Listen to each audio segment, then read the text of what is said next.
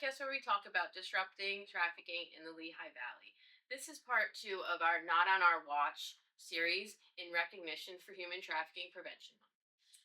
Hi, I'm Carol Anderson, CEO of Bloom, and in each episode, we're unpacking a common myth about trafficking, naming a real warning sign, and giving you one practical way to prevent exploitation in your own community. Today's myth is one we hear all the time. If someone was being trafficked, they would just leave.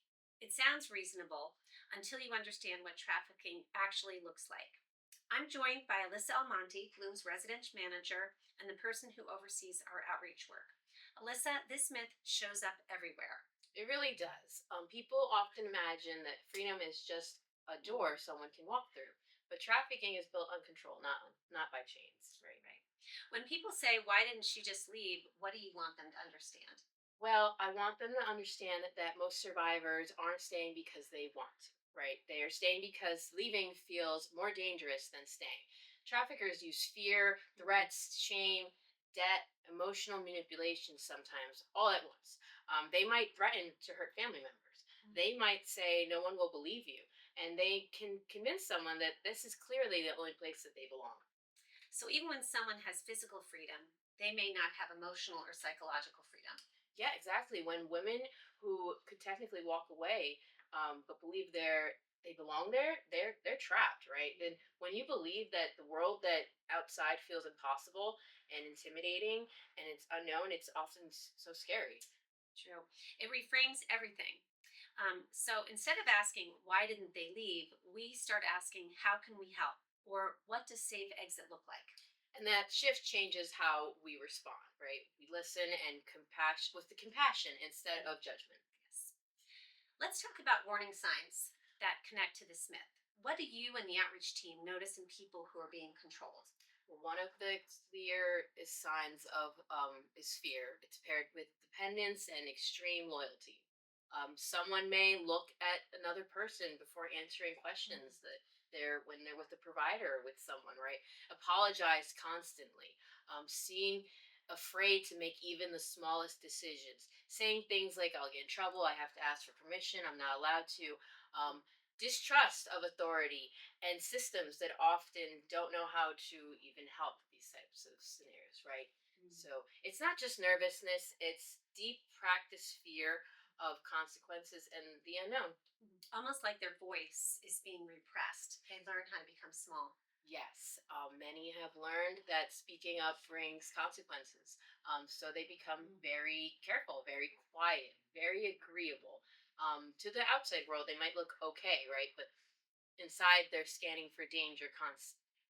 And if we don't understand that, we may misread it as choice, that they're choosing to stay. But the reality is there is an absence of choice. We might even say that they seem okay or they didn't ask for help, but the reality is that no one with no other options and staying in silence, that's often a survival skill. Wow. So, how does prevention show up in this scenario? We become the people who are safe to tell the truth, who offer choices. And, prevention isn't about demanding disclosure, really. It's about creating environments where someone could speak if they wanted to. That really looks like responding calmly instead of with like shock or disbelief, not pushing for details, believing someone from the time that they hint right that this is happening to them, and then saying you're not in trouble, you're not alone, I'm here to help, right? So when people expect judgment and they stay silent, when they sense safety, possibilities can really open up. And this isn't an overnight experience. This by no means happens overnight. This is building trust, and this takes a lot of time.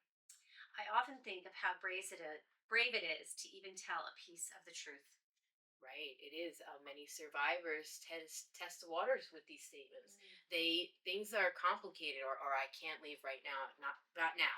How will we respond to those moments? Really matters. It can either close the door or it can hold it open. Right. Mhm. Yeah. So prevention becomes relational again. How we listen, how we respond, how we make room. Yes, and every time someone experiences compassion instead of control, the grip of exploitation loosens. Yes. Today's myth, they would just leave, misses the reality of coercion. Trafficking isn't about physical restraint, it's about fear, manipulation, and survival.